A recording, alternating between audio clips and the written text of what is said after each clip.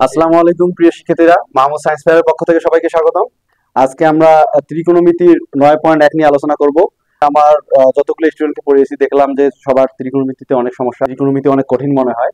আজকের এই ক্লাসটা বেসিক ক্লাস থেকে শুরু করে এখানে আমরা আজকে 1 নম্বর ক্লাসটা আলোচনা করব, যে ক্লাসে সূত্রগুলো আলোচনা করা হবে।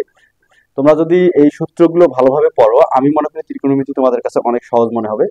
তো চলো আজকে আমরা দেখি যে ত্রিকোণমিতির সূত্রগুলো কিভাবে মনে রাখা যায় এবং এগুলো রপ্ত করে আমরা কিভাবে অঙ্কগুলো খুব সহজেই করতে পারি। প্রথমেই আমরা ত্রিকোণমিতি 9.1 এর যে বেসিক যে জিনিসগুলো লাগবে, যেগুলো করলে আমরা খুব সহজে অঙ্কগুলো করতে পারবো।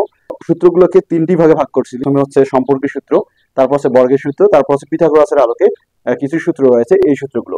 তো প্রথমে আমরা দেখি যে 1 নম্বরে হচ্ছে সম্পর্কের সূত্র। এই সম্পর্কের সূত্রের পারে sign into cosec equal 1। Sign into cosec equal যদি 1 হয়, এখান থেকে আমরা 1 নম্বরে খুব সহজে লিখতে পারি sine theta equal 1 divided by cosec theta. এখান থেকে আমরা 2 নম্বরে cosec theta equal 1 divided by sine theta. 2 নম্বর cos into sec theta equal 1। Cos theta equal 1 divided by sec theta, যে sec theta equal 1 divided by cos theta. 3 নম্বর আমরা লিখবো tan theta into cot theta equal 1. tan theta equal 1 divided by cot theta. cot theta equal 1 divided by tan theta. এতগুলো সূত্র আমাদের এখানে 3টা থেকে 9টা আসলো। প্রথমে যে জিনিসগুলো মনে রাখবো, এই যেগুলো হচ্ছে প্রধান সূত্র, এই প্রধান সূত্রগুলো যদি আমরা রাখতে পারি তাহলে আমরা পরে যে সম্পর্কের সূত্রগুলো আছে তাহলে এখান থেকে আমরা বের করে নিতে পারবো। দ্বিতীয়তে যে পার্টটা রাখছি বর্গের সূত্র। এই বর্গের সূত্রে আমরা কিছু জিনিস জানি যে অনুপাতগুলোর বর্গের মান 1 হয়, এরকম কিছু অনুপাত রয়েছে। এর মধ্যে হচ্ছে sine square theta plus cos square theta equal 1। এখান থেকে আমরা যদি 1 নম্বরে বের করি sine square theta equal 1 minus cos square theta. এরপর আমরা এখান থেকে আরেকটা নিতে পারি না, কস square theta equal 1 minus sine square theta. আমাদের মাঝে মাঝে সাইন স্কয়ার কস স্কয়ার মান লাগে, তাই আমরা কি করব, সরাসরি এই মানটা বসাই দিতে পারবো। 5 নম্বরে যে বর্গের সূত্রটা রয়েছে কোসেক স্কয়ার থিটা মাইনাস কট স্কয়ার থিটা ইকুয়াল কি 1। 1 নম্বর এখান থেকে লেখা যায় যে cosec square theta equal 1 plus cot square theta. আমরা 2 নম্বরে লিখতে পারি যে কট square theta equal cosec square theta minus 1। আমাদের যে ডিফারেন্ট টাইপের সূত্রগুলো আসতেছে এখান থেকেই কিন্তু আসতেছে। 6 নম্বর sec square theta minus tan square theta কি ইকুয়াল 1। 1 নম্বরে লিখতে পারি sec square theta equal 1 plus tan square theta. এরপর আমরা 2 নম্বরে tan square theta equal sec square theta minus 1। এই যে আমাদের যে জিনিসগুলো, এই জিনিসগুলো যদি আমরা খুব সহজে মনে রাখতে পারি, ঠিক আছে, তাহলে ত্রিকোণমিতিতে আমার বিশ্বাস যে কারো কখনো কোনোদিন সমস্যা হবে না, কারণ একটার পর একটা ধারাবাহিকভাবে ত্রিকোণমিতি সাজানো।